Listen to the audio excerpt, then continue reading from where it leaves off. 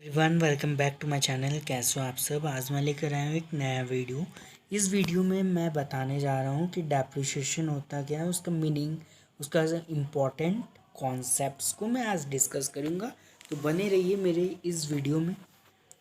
Concept and accounting of depreciation. तो depreciation होता है क्या, उसका मीनिंग हम लोग देख लेते हैं। डेप्रिसिएशन जो है वो रिडक्शन है in the value of fixed asset. Fixed assets का वैल्यू में कमी आ जाना ड्यू टू आपका हो जाता है, रीज़न आपका हो जाता है वियर एंड टीयर, ऑब्सोलेसेंस और technology decrease in market value. Market value product का डिक्रीज हो गया तो उससे भी डेप्रिसिएशन हो सकता है। इंपॉर्टेंट फैक्टर्स हम लोग देख रहे हैं।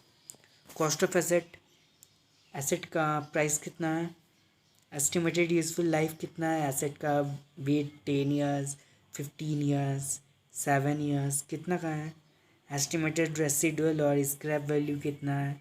फीचर्स अब देख रहे हैं हम लोग। फीचर्स आपका डेप्रिसिएशन का हो जाएगा non cash expenses, part of operating cost का पार्ट है, डज नॉट प्रोवाइड और ascertain true profit and loss. ठीक है। मेथड्स ऑफ डेप्रिसिएशन कैलकुलेशन का बहुत सारा है, जैसे कि पहला straight line original cost method, fixed installment method बोलते हैं इसको। दूसरा होता है रिटेन डाउन वैल्यू या रिड्यूसिंग बैलेंस मेथड, जहाँ पर बैलेंस रिड्यूस होते रहता है। Then next sum of years of digits method, machine hour method, production unit method, depletion method, profit और लॉस ऑन द सेल या disposal of asset method, change in the method of depreciation, revision of the estimates useful life of asset, then revaluation of property plant and equipment, then number 1 है आपका straight line और original cost method. इसका formula आपका note कर लीजिएगा। Depreciation is equal to cost of asset minus scrap value by estimated useful of life, estimated useful life। और rate of depreciation का formula depreciation by cost of asset into 100। ठीक है। Machinery account बनाया है। ये जो है ये टू बैंक अकाउंट, ये आपका मशीनरी का परचेज का है। मशीन परचेज किया है ना, मशीनरी का परचेज का है। और फिर उसमें डेप्रिसिएशन चार्ज किया है 75,000 और बैलेंस आपका 14,25,000 है। और फिर इसी को सीडी को बीडी कर दिया है ना, सीडी को बीडी कर दिया है 14,25,000 में। और फिर इस पर डेप्रिसिएशन चार्ज किया है आपका 1,50,000 और बाय बैलेंस सीडी के नाम से आपका 12,75,000 है। टोटल आउट करके आपका 14,25,000 आ रहा है।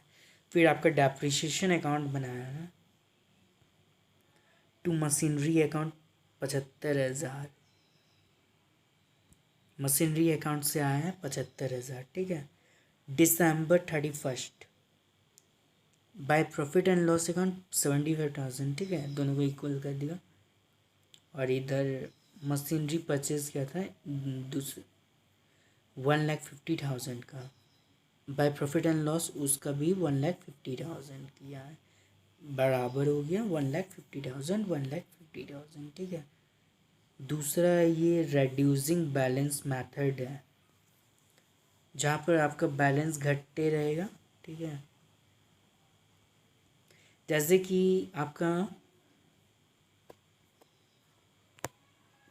कि आपका straight line original cost fixed installment method में क्वेश्चन में जो दिया रहेगा उसी वही फिक्स्ड रहेगा, लेकिन जो रिटेन डाउन वैल्यू है ना उसमें मतलब कि जैसे जैसे घटते जाएगा वैसे वैसे उसको ही करते रहना है।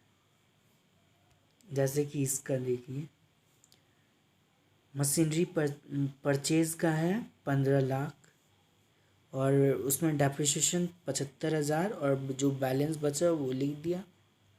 और फिर 14,25,000 सीडी को बीडी कर दिया, सीडी को बीडी कर दिया।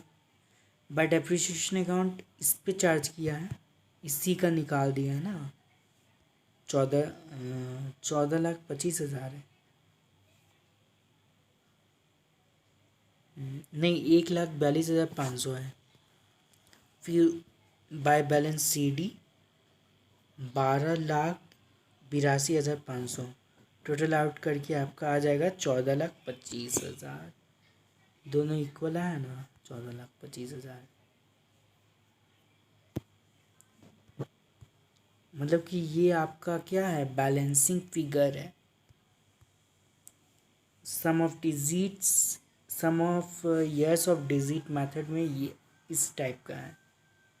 टू बैलेंस बीडी 3,60,000 और उसमें डेप्रिसिएशन चार्ज किया 80,000 का, और बैलेंस जो बचा है वो आपका बैलेंसिंग फिगर के नाम से जाना जाता है, वो आपका 2,80,000 है। ठीक है, और फिर यही सीडी को बीडी कर दिया है 2,80,000 के नाम से। फिर डेप्रिसिएशन अकाउंट बन गया है, मशीनरी परचेज किया तो उसका 80,000 और प्रॉफिट एंड लॉस में 80,000, दोनों साइड टोटल हो गया आपका 80,000। नेक्स्ट क्वेश्चन इसी का वर्किंग नोट है आपका। कॉस्ट ऑफ मशीन 10 लाख का है, एस्टिमेटेड यूजफुल लाइफ आपका 10 ईयर्स का है, स्क्रैप वैल्यू 1,20,000 है। Cost of asset minus scrap value आपका आ जाएगा 8,80,000, 8,80,000 आ जाएगा इसको लेस करने के बाद। तो charging depreciation through sum of years of digits method from 2010 to 2014। Cost of asset आपका लिख दिया, remaining useful life of asset by sum of total years of asset. इस तरह कैलकुलेट करके आपका आ जाएगा 6,40,000। ठीक है, और फिर 10 लाख में 6,40,000 को माइनस कर दिया है, एक्चुअल कॉस्ट में 6,40,000 को माइनस कर दिया। स्क्रैप वैल्यू तक क्या वो वही कॉस्ट ऑफ एसेट। तो आपका 3,60,000 आ गया स्क्रैप वैल्यू को माइनस। ये तो आपका कॉस्ट है मशीन का, और ये आपका स्क्रैप वैल्यू का कॉस्ट है ना। तो आपका वैल्यू ऑफ मशीन इन 2015 निकल गया 3,60,000। ठीक है, ये मशीन आवर रेट मेथड से किया है charge, depletion method.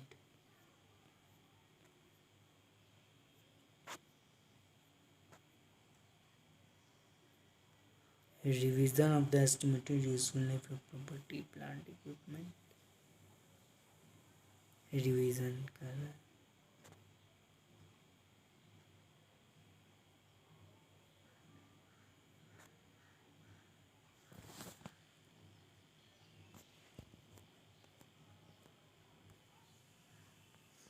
Machinery account बनाया है, फिर उसका वर्किंग मोड बनाया है।